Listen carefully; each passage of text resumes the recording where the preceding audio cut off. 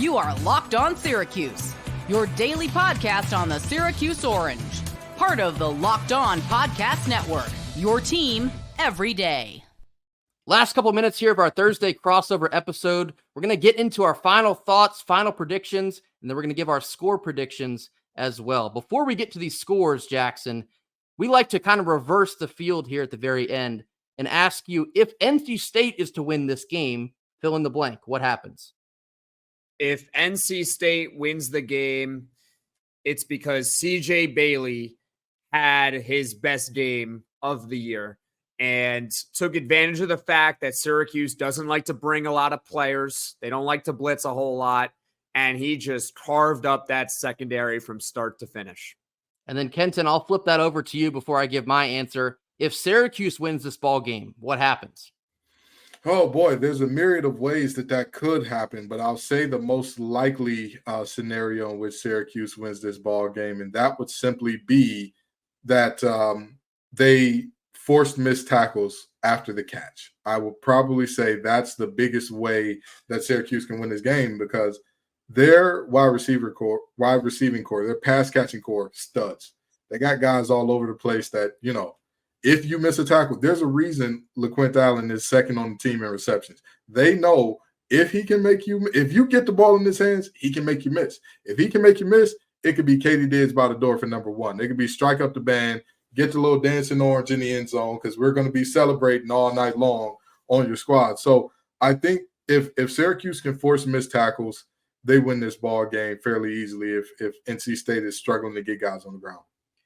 I think NC State failing to contain both Gadsden and Pena is a surefire way for Syracuse to secure a victory here. They're going to try and air it out. They want to test the NC State defense because they really haven't been able to prove much through halfway point of the season.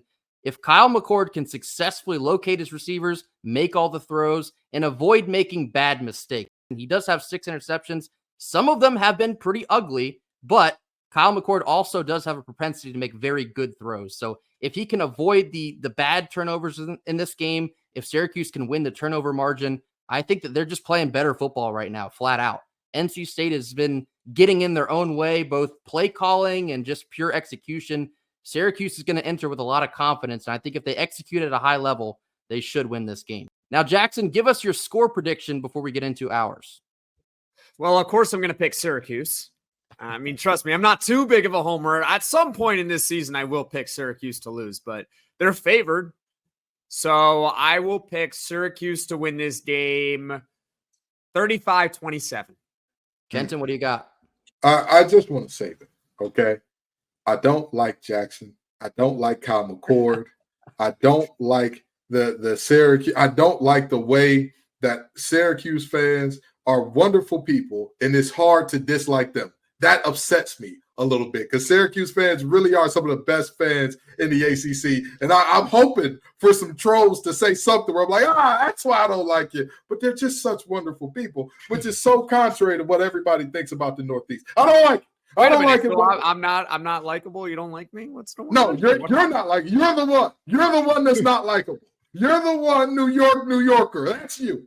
But everything else about this situation is something I don't like, but I hate the way NC State has played as of late. I hate it.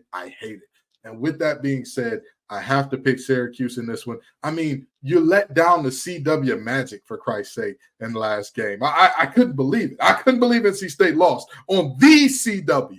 That's just very disappointing. And maybe I got to go back to calling it UPN because his mama named him UPN. So maybe that's what we got to do now since the CW Magic is gone.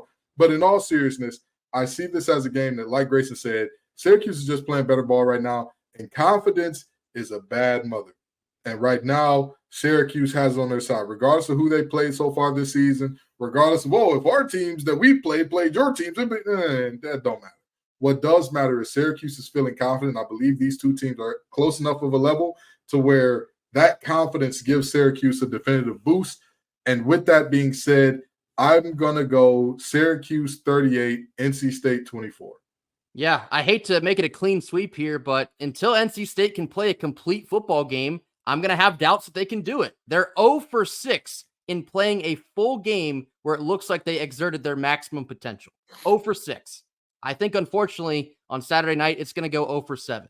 The offense has been sputtering. You saw some confidence from CJ Bailey, and you certainly hope that can continue, but it's going to be dependent on the coaches letting him throw it. You have to let CJ open up the field with his arm talent, because otherwise you get so predictable in the way that you use KC Concepcion, or you get very ineffective in the run game.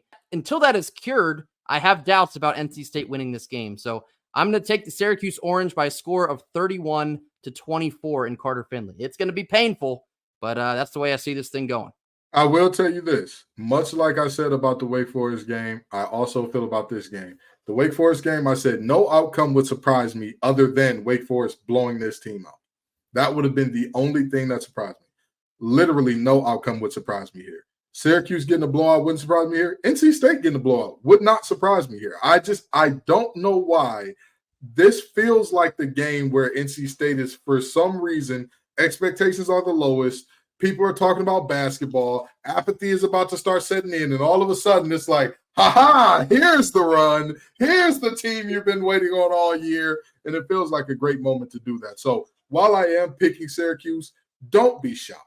Don't be shocked if Grayson and I find ourselves in postgame saying, did we do the thing? Did we do it? And don't be surprised if you see me postgame being like, what happened here? What went wrong? How did we lose? I'm telling you what, guys. I mean, this game stares the bejesus out of me. We got a clean sweep all here. We're all picking Syracuse to win. The bookmakers are saying that Syracuse is going to win. NC State has gotten beaten up. You know, you said it, not me. You know, they're looking forward to basketball season. I actually did say that.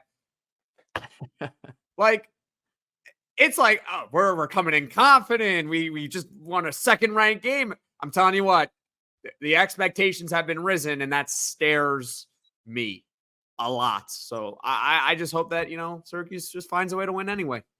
This is, weirdly enough, the spot where NC State tends to overperform. So like Kenton was talking about, it wouldn't surprise us necessarily if they suddenly have their stuff together and they come out with the win. But until then, we have our doubts. Big thank you to Locked On Syracuse host Jackson Holzer for joining us here on our Locked On crossover episode on Thursday. That will do it for us. Locked On Wolfpack, Locked On Syracuse. Be sure to both like and subscribe to both of these channels. Jackson does great work for the Syracuse community up there in New York. Excellent channel, Jackson. Thank you for joining us.